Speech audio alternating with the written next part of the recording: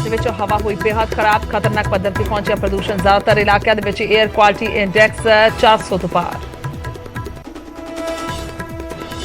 पंजाब दे विच पराली साड़न के मामले दे विच पिछले साल दे नालों 30% इजाफा। कल एक दिन दे विच 1842 मामले आए सामने। संगरूर बनिया होया है हॉटस्पॉट।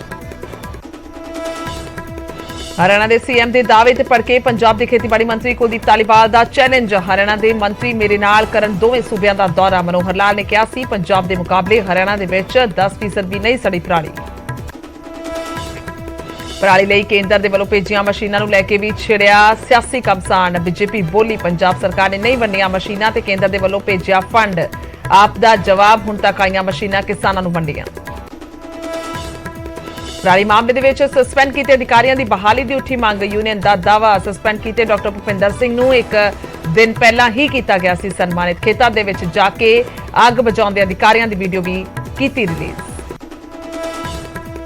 संगरूर दे विच बनाए बायो गैस प्लांट दे नेड़े न्यूज़ 18 ने किया रियलिटी चैक। प्लांट तो सिर्फ 200 मीटर की दूरी ते सड़ रही पराली दे हल दे लई ही लगाया गया प्लांट। सुंदर शाम अरोड़ा दियां होर वध सकदियां ने मुश्किलां। सनत मंत्री रहिंदियां कोडियां दे भाव बेची गई जमीन दे मामले दे विच विजिलेंस ने शुरू की जांच। 2 कंपनियां दा मंगवाया रिकॉर्ड।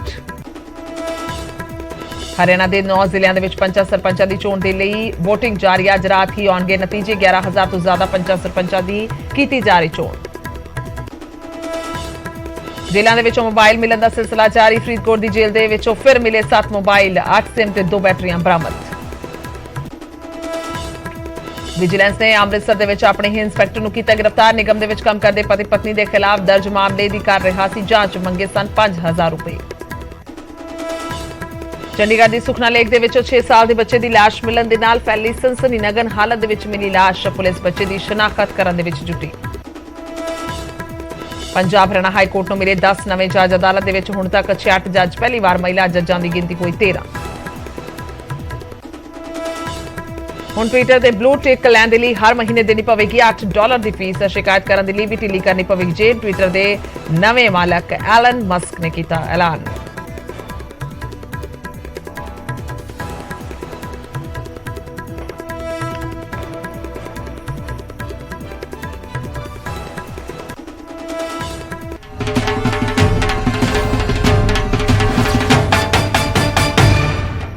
सत श्री अकाल। समय दे बुलेटिन च स्वागत है। मैं तुहाडे नाल गुरजोत संधू। खबरां दी शुरुआत सब तो पहला एक वड्डी खबर तो करदे हां। दिल्ली एनसीआर दे विच हवा बेहद खराब हुई है। खतरनाक पद्धर ते प्रदूषण पहुंच चुके हैं। दिल्ली के ज्यादातर इलाकों दे विच एयर क्वालिटी इंडेक्स 400 तो पार हो चुके हैं। अब बेहद खराब कैटेगरी दे विच दिल्ली का AQI इस वेले नजर आ रहा है। दस्सी कि नोएडा दे विच AQI 428 दर्ज किया गया जो कि गंभीर कैटेगरी दे विच आउंदा है। गुरुग्राम का जिक्र किया जाए तो इत्थे एयर क्वालिटी इंडेक्स 364 दर्ज किया गया यानी कि यह भी खतरे तो उपर लगभग नजर आ रहा है। तो सीधे तौर पर 150 ते 200 के विचकार जेकर यह दर्ज किया जाता है क्वालिटी इंडेक्स तो बेहतर हुंदा, पर उस तो उत्ते जिहड़ा प्रदूषण है वह कैटेगरी दे विच वधना शुरू हो जाता है। यानी कि जेकर 250 तो उत्ते जिक्र किया जाए तो खतरा शुरू हो जाता है। 300 का जिक्र किया जाए, 350 का जिक्र किया जाए तो खतरे च है। और जेकर असीं 400 या 450 का जिक्र करते हैं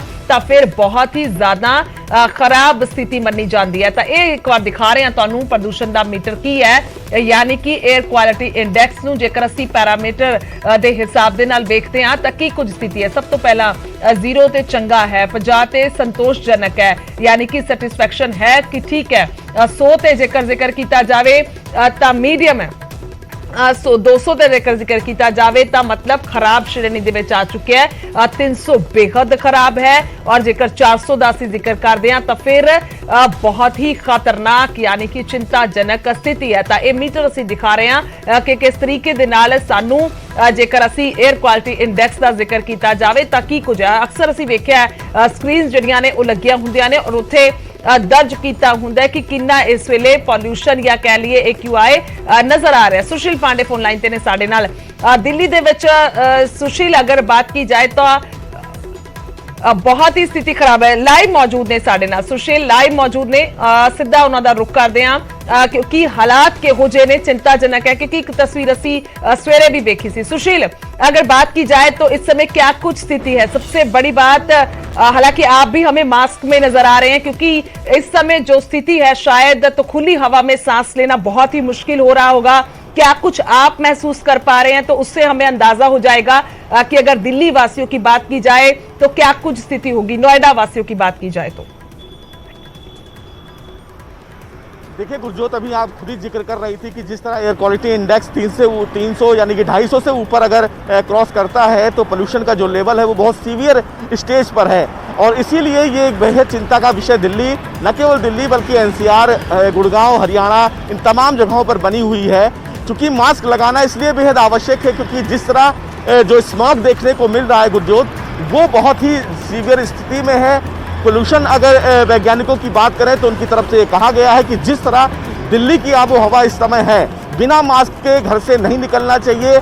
और अगर गुरजोत आप घरों से बाहर निकलेंगी, अगर दिल्ली में रहती हैं, एनसीआर में रहती हैं, तो आपकी आंखों में ईचिंग होगी, यानी कि हल्की सी जलन फील होगी। मैं गुरजोत आपको यहाँ का अगर एक स्मॉग दिखाने की कोशिश करूँ तो मैं अपने कैमरा पर्सन रविंदर से कहूँगा, देखिए मैं इस समय आईटीओ के पुल पे खड़ा हूँ और ये जो आपको गुंबद सा नजर आ रहा होगा जो फिलहाल धुंधले चादरों के बीच में छिपा हुआ है, ये वजह स्मॉग है।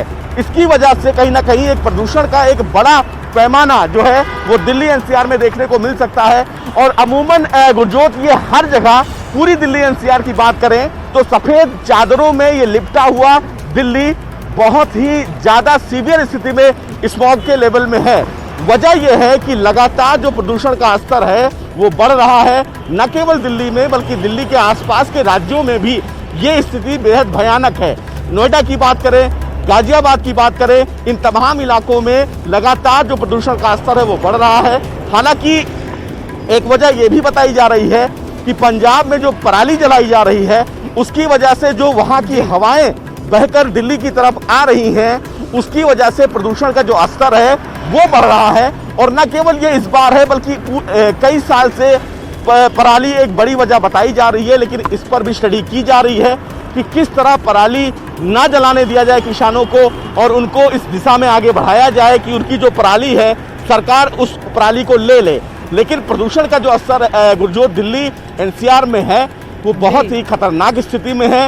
एयर इंडेक्स क्वालिटी की बात करें तो वो 250 से ऊपर है, यानी कि जो यहाँ पर बुजुर्ग लोग रह रहे हैं या जो अस्थमा के पेशेंट हैं या जो बच्चे हैं, उनके लिए कहीं ना कहीं एक बड़ा खतरा है। क्योंकि जिस तरह बाहर की आबो हवा खराब है, अगर हवाएं चलती रहीं, जो जैसा मौसम वैज्ञानिक ये कह रहे हैं कि अगर हवाएं चलती रहेंगी तो ये जो स्मॉग है, यानी कि सफेद बादलों का जो ये कोहरा देखने को मिल रहा है वो छटेगा और प्रदूषण से आने वाले दिनों में शायद थोड़ी सी राहत मिले।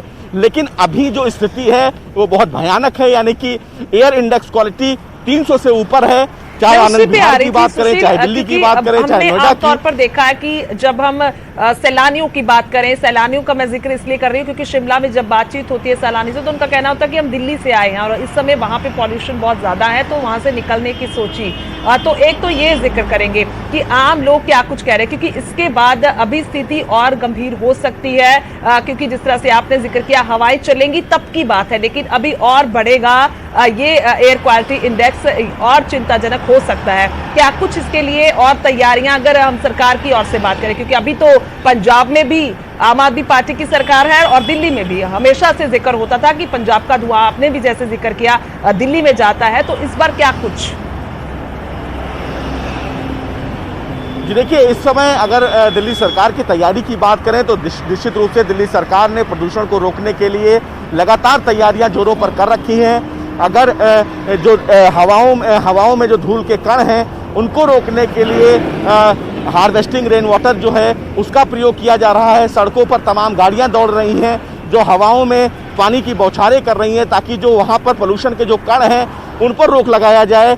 कंस्ट्रक्शन साइट्स पर जो फिलहाल अभी कंस्ट्रक्शन दिल्ली एनसीआर में चल रहा था उस पर बैन लगा दिया गया है, यानी कि जब तक प्रदूषण अपने सामान्य स्थिति में ना आए, यानी कि एयर क्वालिटी इंडेक्स अपने सामान्य स्थिति में ना आए, तब तक दिल्ली और एनसीआर में किसी भी प्रकार से कंस्ट्रक्शंस नहीं चलाए जाएंगे। दिल्ली सरकार की तरफ से लगातार तैयारियां की जा रही है, रोज मीटिंग की जा रही है कि आखिर प्रदूषण के इस स्तर पर किस तरह रोक लगाई जाए। वहीं पराली को लेकर भी ये बताया जा रहा है कि दिल्ली सरकार और पंजाब सरकार के बीच में कोई हाल में मीटिंग होने वाली है, जो पराली को लेकर एक बड़ा निर्णय लेने वाले हैं कि किस तरह पंजाब सरकार और दिल्ली सरकार आपस में समन्वय बैठाकर पराली जो जलाई जा रही है उस पर रोक लगाएं। लेकिन एक बड़ी वजह कहीं ना कहीं पराली बताई जा रही है हर बार, लेकिन इस बार थोड़ी सी बेहतर है, क्योंकि पराली एक बड़ी वजह नहीं है, क्योंकि कोर्ट ने भी एक बड़ा आदेश जारी किया है कि पराली की वजह से राजधानी दिल्ली में प्रदूषण नहीं हो रहा है। उसकी वजह कहीं ना कहीं और भी रीजंस हैं, जिसमें कंस्ट्रक्शन से एक बड़ी वजह है, गाड़ियों से निकलने वाला धुआं एक बड़ा कारण है, अपशिष्ट पदार्थ यानी जो कूड़े जलाए जाते हैं उन पर रोकने के लिए एक बड़ा कदम उठाया गया है। तो इन तमाम चीज़ों पर दिल्ली सरकार काम कर रही है। आने वाले दिनों में हो सकता है कि जो बढ़ा हुआ प्रदूषण है उस पर रोकथाम लगाया जाए। जी बिल्कुल सुशील, और इस बार एक बड़ा फर्क भी है क्योंकि पिछली बार बयानबाजी काफी ज्यादा शुरू हो चुकी थी। दिल्ली सरकार हमेशा से कहती थी कि पंजाब सरकार इसके लिए जिम्मेदार है, वहां पर पराली जलाई जाती, लेकिन इस बार वो बयान भी हमें सुनने को नहीं मिल रहे। बहुत बहुत शुक्रिया तमाम तस्वीरें दिखाने के लिए, जानकारी के लिए। ਤਾਂ ਸਿੱਧੇ ਤੌਰ ਤੇ ਇੱਕ ਵੱਡਾ ਮਸਲਾ ਪਰਾਲੀ ਦਾ ਪ੍ਰਦੂਸ਼ਣ ਦਾ ਇੱਕ ਪੈਰਾਮੀਟਰ ਜੋ ਮੀਟਰ ਹੈ ਉਹ ਤੁਹਾਨੂੰ ਦਿਖਾ ਰਹੇ ਹਾਂ ਕਿ ਕਿਸ ਤਰੀਕੇ ਦੇ ਨਾਲ 에ਅਰ ਕੁਆਲਿਟੀ ਇੰਡੈਕਸ ਦਾ ਜ਼ਿਕਰ ਕੀਤਾ ਜਾਵੇ ਤਾਂ 0 ਤੋਂ ਲੈ ਕੇ 500 ਤੱਕ ਕਿੰਨੀ ਜੇਕਰ ਪੋਲਿਊਸ਼ਨ ਹੋਏਗਾ ਤਾਂ ਕਿਸ ਕੈਟਾਗਰੀ ਦੇ ਵਿੱਚ ਆਉਂਦਾ ਹੈ। ਇੱਕ ਪਾਸੇ ਜੇਕਰ ਅਸੀਂ ਜ਼ਿਕਰ ਕਰਦੇ ਹਾਂ 100 ਤੱਕ ਜਾਂ ਫਿਰ 200 ਤੱਕ ਤਾਂ 100 ਤੱਕ ਮੀਡੀਅਮ ਹੈ, 200 ਖਰਾਬ ਹੋ ਜਾਂਦੀ ਹੈ ਸਥਿਤੀ। ਤਾਂ ਇੱਕ ਵਾਰ ਅਸੀਂ ਇਹ ਵੀ ਜ਼ਿਕਰ ਕਰਾਂਗੇ ਕਿ ਆਖਰਕਾਰ ਜਿਹੜਾ ਅੰਕੜਾ ਹੈ ਉਹ ਕੀ ਕਹਿ ਰਿਹਾ, ਕਿਉਂਕਿ ਅੰਕੜਾ ਜਿਹੜਾ ਪਿਛਲੇ 2 ਦਿਨਾਂ ਦਾ ਜ਼ਿਕਰ ਕੀਤਾ ਜਾਏ, ਇਸ ਸਾਲ ਦਾ ਜ਼ਿਕਰ ਸਾਲ ਦੇ ਮੁਤਾਬਿਕ ਅਸੀਂ ਗੱਲ ਕਰੀਏ 2021 ਦੇ ਵਿੱਚ 14,920 ਮਾਮਲੇ ਸੀਗੇ ਪਰਾਲੀ ਸਾੜਨ ਦੇ ਪੰਜਾਬ ਦੇ। ਇਹ ਅੰਕੜਾ ਦੱਸ ਰਹੇ ਹਾਂ ਤੁਹਾਨੂੰ। ਔਰ 2022 ਦਾ ਜ਼ਿਕਰ ਕੀਤਾ ਜਾਵੇ 17,846 ਮਾਮਲੇ ਜਿਹੜੇ ਨੇ ਉਹ ਪਰਾਲੀ ਸਾੜਨ ਦੇ ਸਾਹਮਣੇ ਆਏ ਸੀਗੇ।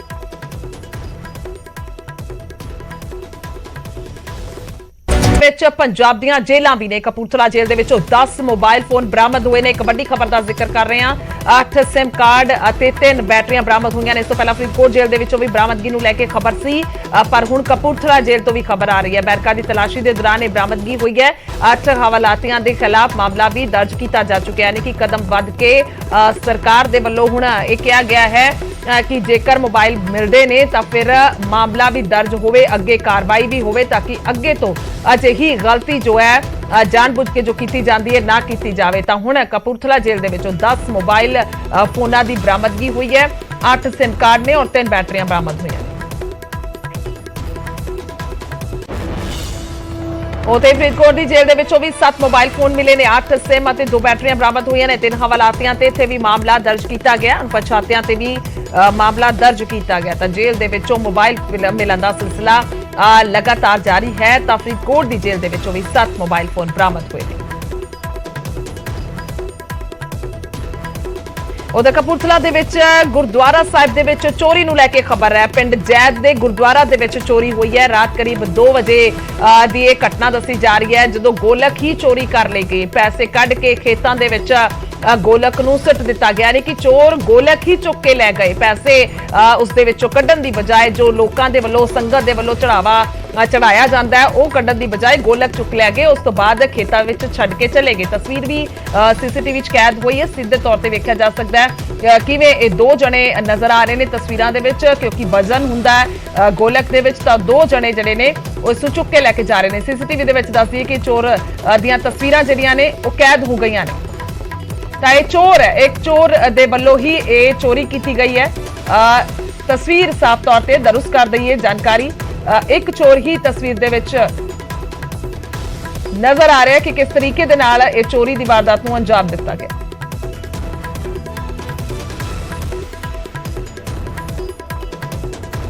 ਹਜ਼ਾਰ ਦਾ ਆਈਡੀਆ ਸਾਨੂੰ ਕਿ ਮਾਇਆ ਸੀਗੀ ਤੇ ਉਹਨਾਂ ਨੇ ਤਾਲੇ ਮੇਨ ਤਾਲੇ ਜਿਹੜੇ ਦਰਵਾਜ਼ੇ ਤੇ ਭੰਨ ਕੇ ਤੇ ਸਾਈਡ ਤੋਂ ਗੋਲਕ ਚੋਰੀ ਕਰਕੇ ਨਿਕਲੇ ਨੇ। ਤੀਜੀ ਚੋਰੀ ਹੋ ਚੁੱਕੀ ਹੈ ਸਾਡੇ ਇੱਥੇ ਗੁਰਦੁਆਰਾ ਸਾਹਿਬ, ਕੋਈ ਕਾਰਵਾਈ ਨਹੀਂ ਹੋਈ, ਕੁਛ ਨਹੀਂ ਹੋਇਆ। ਸਾਡੀ ਜਿਹੜੀ ਕਮੇਟੀ ਵੀ ਨਾ ਗੁਰਦੁਆਰਾ ਸਾਹਿਬ ਦੀ, ਉਹਨਾਂ ਨੇ ਵੀ ਕੋਈ ਐਕਸ਼ਨ ਨਹੀਂ ਲਿਆ 3 ਚੋਰੀਆਂ 'ਚ। ਤੇ ਮੈਨੂੰ ਜਦੋਂ ਮੈਂ ਇੱਥੋਂ ਆਇਆ ਸੈਰ ਕਰਕੇ ਮੈਨੂੰ ਪਤਾ ਲੱਗਾ ਤੇ ਮੈਂ ਪੁਲਿਸ ਨੂੰ ਫੋਨ ਕੀਤਾ ਤੇ ਪੁਲਿਸ ਆਈ ਇੱਥੇ। ਇਸ ਕਰਕੇ ਮੈਂ ਤੁਹਾਡੇ ਅੱਗੇ ਰਿਕੁਐਸਟ ਕਰਦਾ ਸਾਰੇ ਪਿੰਡ ਵੱਲੋਂ, ਤੇ ਸਾਡੇ ਜਿਹੜੇ ਗੁਰੂ ਘਰ ਦੇ ਵਿੱਚ ਸਾਡੇ ਪਿਓ ਦੇ ਘਰ ਚੋਰੀ ਹੋਈ ਨਾ, ਸਾਡੇ ਘਰ ਚੋਰੀ ਹੋਈ ਆ।